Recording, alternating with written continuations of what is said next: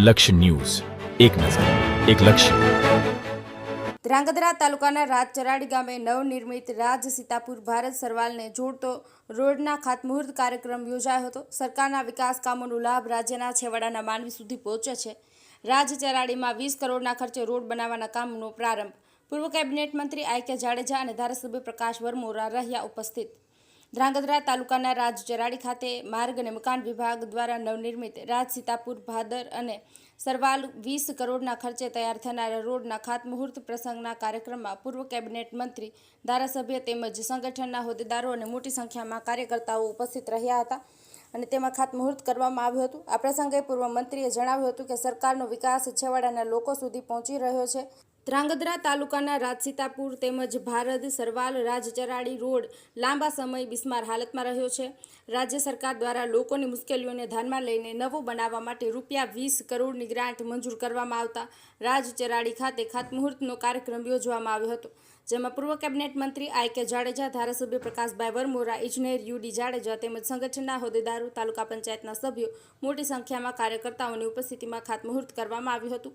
ત્યારે આ પ્રસંગે પૂર્વ મંત્રીએ જણાવ્યું હતું કે કેન્દ્ર અને રાજ્ય સરકાર દ્વારા કરવામાં આવતો વિકાસ છેવાડાના માનવી અને ઘર ઘર સુધી પહોંચે છે.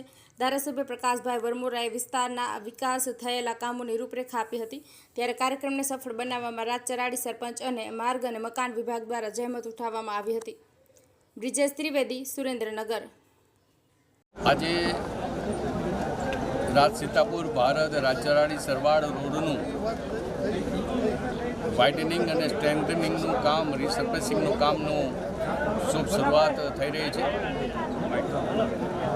માનનીય ધારાસભ્ય શ્રી પ્રકાશભાઈ વરમોરાના હસ્તે આ કામનો શુભારંભ કરાવવામાં આવ્યો છે.